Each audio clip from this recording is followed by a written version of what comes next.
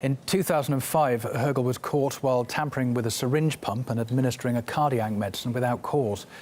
This led directly to a series of investigations. He was initially convicted of attempted murder in 2008 and sentenced to more than 7 years in prison. But then in 2015, a judge sentenced him to life in prison for 2 murders and 2 attempted murders. Let's go live to RT's Maria von Oschner, who's in Germany for us. You were at the trial. What other details emerged?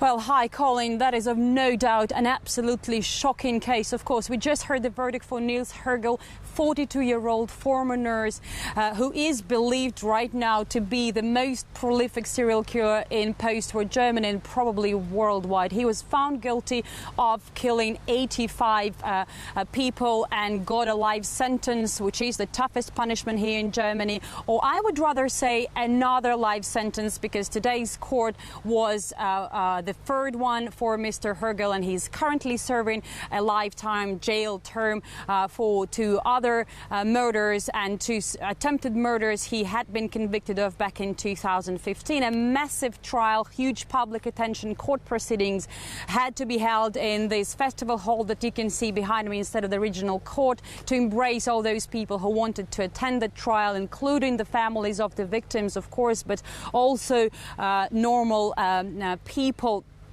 An immense work behind the verdict. Investigators looked into 200 suspicious cases and had to exhume 100, just think about that, 130 bodies, including in Germany, in Poland and in Turkey. But the problem is that most of the people who died during Mr. Hoegel's shifts at the hospitals were cremated, and that, of course, complicated dramatically the work of investigators.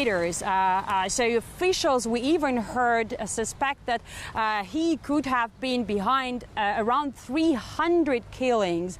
And we heard today from many people, including from the main judge of the process, that the exact number of people killed by Mr. Hoegel is still unclear. So during this recent trial, he was initially charged with 100 killings.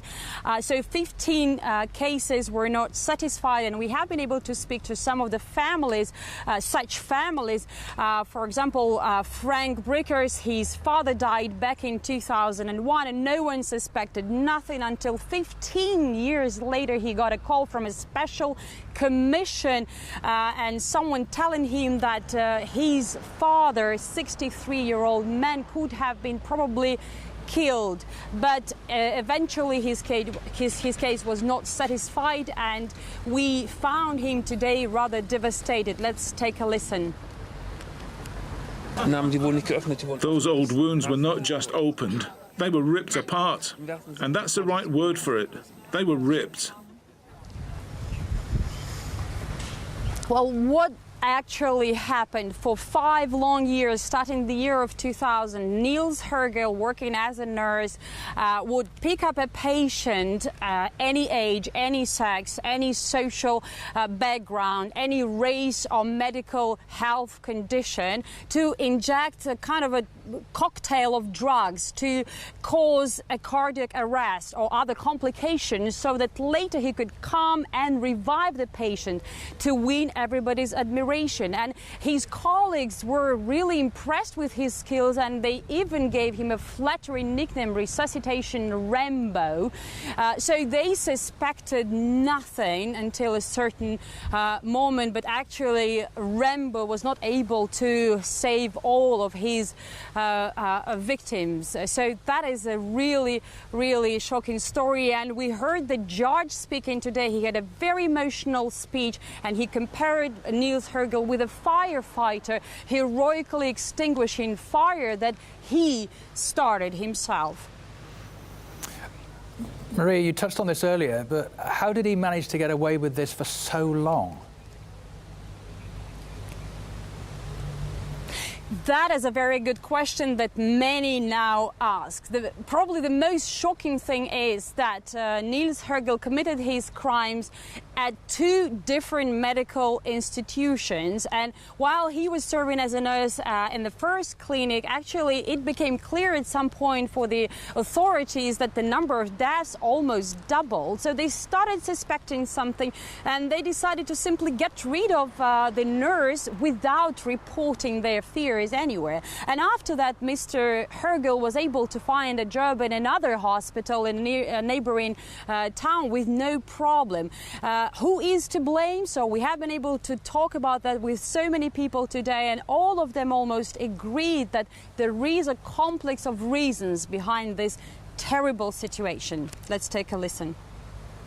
It's not only the system of hospitals and people who are working in those hospitals, but I think it's almost a problem of each person, just to look away, don't want to see what's happening. And I guess many people are thinking, oh, I don't know, it's not my fault, it's not my case, I would just go ahead and I haven't seen anything. And that's the main problem, I guess. We have several problems. The perpetrator, who is completely without feelings and empathy, and then we have a culture of looking away. If people had paid more attention to the information, to the details, then things would have been different. We need to have the possibility to provide information anonymously, and we have to include it into the educational system, so people are motivated to work together to identify the mistakes, instead of treating these issues as taboo. Speaking openly about mistakes to avoid them in future, and that should be an important part of the medical education. Okay, Maria von Oschner, outside court in Oldenburg in Germany. Thanks for that.